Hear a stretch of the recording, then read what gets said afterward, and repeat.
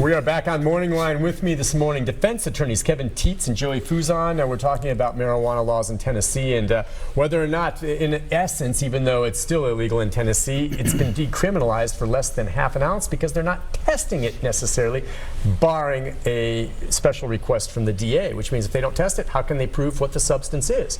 Look, this was coming, folks, with everything happening with hemp and CBD oil in the state and marijuana plants and being able to tell the difference. This was coming. And these attorneys now are, looking at the laws and defending their clients in this manner. Let's go to Bob. Bob, good morning. Hi, Bob. How you doing? Good, Bob. What's on your mind? I know y'all were talking about the amounts and that, but I just wanted to make a comment and a question for the attorneys, and I appreciate you taking my call.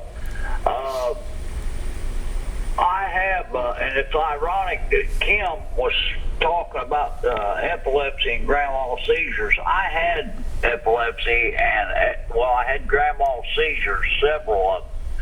And I have taken the CBD, and I've smoked marijuana. And as far as I don't see why it's taken. Why in the world they have done? The FDA has done so many tests on marijuana, and look at all these new drugs you see on the commercials on TV. That's got so many side effects. I mean, it's ridiculous. Mm-hmm. And too, look at the revenue that the state would take in.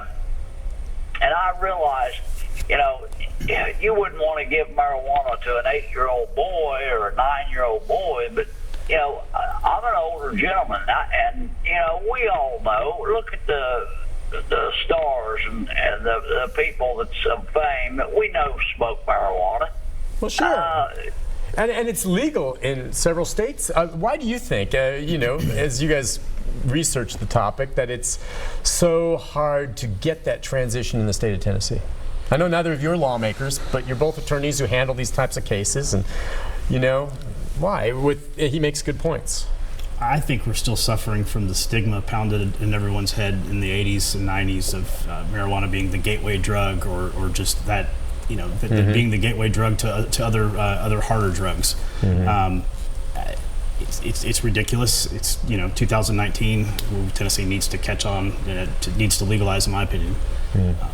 Yeah, I think Tennessee is just. We're in the Bible Belt. We're a conservative state. We've long since been a conservative state, and I think that Nixon in the 70s didn't help anybody as far as the Drug Enforcement Act, and I think that you've got that still. We still have a generation that exists that believes it's really bad, and that's going to be a hard thing to undo.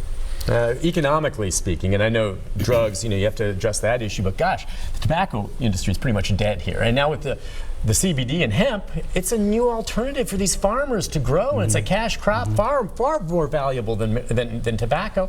And it just, from that aspect alone, can you imagine? Healthcare is a huge industry here as well, so sure. that could have an impact as well. I agree. Let's go to Candy. Candy, good morning. Hi, Candy. Good morning. I just have a little something to say and ask. I don't do marijuana, and I don't like the smell of it because to me it smells like a skunk. But I'm just saying that legally, you know what I mean, here in Tennessee, I'm just saying, you have these people leaving the state, going to get this marijuana, bringing it back.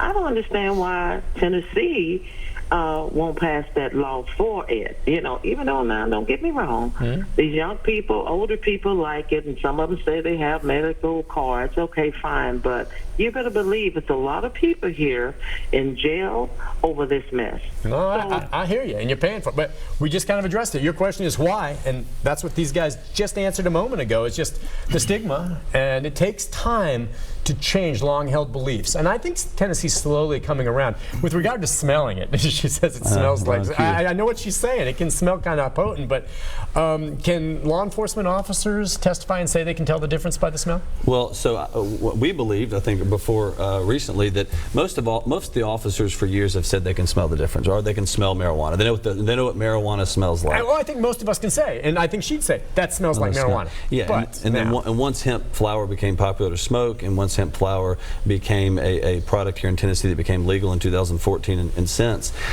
you cannot tell the difference. I've smelled both. Yeah. You cannot tell visually or sensory through the nose. Correct, because it's grown the same way, it's the same plant. The only difference is the THC level. And officers have now, I believe, recognized they can't. Most of the law enforcement I've talked to says, yeah, there's no way I can tell the difference. Some law enforcement officers still come to court, like one in Nashville last week, and testify that they can in fact smell the difference, and it's just ridiculous. They can't, and there's anybody who says that is going to have a hard time convincing the science doesn't support it. Yeah, but you have to test it. You have to challenge them on it, and so that's what you would do. If that wasn't your case, but if you have a law enforcement officer take the stand and say, well, Your Honor, I smelled it and I can tell you it's not hemp, it's marijuana. It would be as insane as an officer saying, I smelled alcohol in someone's breath and I could tell by the smell that they were over 0.08. I mean, that makes no sense. Or even looking at a cup of coffee, 2 cups of coffee, and saying one is decaf and one's caffeinated. You can't smell caffeine, you can't smell THC. Gotcha. So okay, then that's going to be changing. I mean, in terms of officers being able to say that, because you guys will be able to challenge it. Okay, let's go to let's see. We have is it Diane on 8? Gotcha. I'm sorry. Diane, good morning. Hi, Diane. Hi. Good morning. How are you? Good. What's on your mind? I have just a comment about the smoke being in the lungs.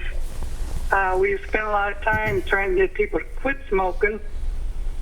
Now the vape thing, and people are getting sick and dying and addicted. Why do we want to add another addiction? And I'm not saying marijuana is a bad choice compared to a lot of stuff, but anything going into your lungs, including pollution, is a carcinogen. Point taken. I mean, in terms of smoking, there's a lot of ways you can ingest cannabis, though. Yeah, you're seeing. And I think she's correct. A lot of the movement is away from smoking. I think we've seen that over the last a lot of years, and a lot of the CBD products are taken in through edibles, through tinctures, through oils, through salves, and through different forms. Marijuana being the same. Right. But it's interesting now. More people are smoking the bud, the hemp bud, because as opposed to taking the tincture, it immediately hits your blood system. Correct. If you need it. And actually, I tried smoking some of the CBD hemp, and boy, when I smoked it, I was like, oh my gosh, I'm going to get stoned. This smells exactly like marijuana. Oh no. Yeah. No effect on it. Thank goodness it was legit, and it hits right at that moment. And I was doing some research at the Southern Hemp Festival that they just had here in Franklin, Williamson County, a couple weeks ago. But they're saying that an ounce of hemp right now costs more than an ounce of marijuana that you would buy on the street, because a lot of people want to use it legally and not get stoned, and so they're willing to pay top dollar for the hemp bud, CBD bud. Think about that. Yeah, I mean, it's very similar in price. You can go to the dispensaries and see the pricing being very similar to the dispensaries in Colorado. I think one thing to point out, though, is that the plant itself doesn't use, there's no pesticides used. It's somewhat of an organic grow, so differently than if you're smoking tobacco, there's a lot of chemicals and things in that additional harms that may be caused, and the products are grown right here in Tennessee soil. So. Yeah, point taken, even though I do agree with Diane. I mean, sucking stuff in your lungs is never a good thing. I don't care what it is. Let's go to Oliver. Oliver, good morning. Hi, Oliver. Hi. Good morning. Okay, my comment was, I know you're talking about marijuana. Okay, and I'm 60 years old, okay, and I smoked marijuana back in my days. It never hurted me. I don't smoke it anymore, Yeah. But my question was, these e-cigarettes doing more harm to people than this marijuana. And, because we're not getting able to tax this marijuana, I think that's where the problem is coming in. Listen, we're up against it, but I'm glad she mentioned it. It's kind of separate. That did actually hit my head. Here we are debating medical marijuana, and here we have these e-cigs. And some of them are vaping with, they think, CBD oil or THC, and these lung ailments. Yeah, but the vitamin E that's getting put in there. Or vitamin E or something like that. But, I mean, that stuff's killing people. Yeah, it just begs the need for regulation. I mean, that's why I would argue you need to legalize stuff, because then you can put regulations in place where people aren't going to be consuming products that shouldn't be in there. Yeah, they're just being made haphazardly by folks selling them. Real quick, as we just wrap things up then, so the two of you, I think, as these stories have been airing, and it's gone across the state with both of you, I mean, real quick, 30 seconds. What do you think? We're going to see more attorneys doing what you're doing, and we think we'll see more people busted with half ounce, more willing to fight the charge than just pleading out? No doubt. no doubt people are going to continue, are going to invest more in fighting this. The attorneys across the state, I think, are going to fight it for their clients more. We're going to hold the state accountable and hold them to their burden of proof of proving their case beyond a reasonable doubt. Time's changing. Gentlemen, thank you. Yeah, it's a pleasure. We'll talk again as this evolves. I'll be back with a programming note about tomorrow right after this.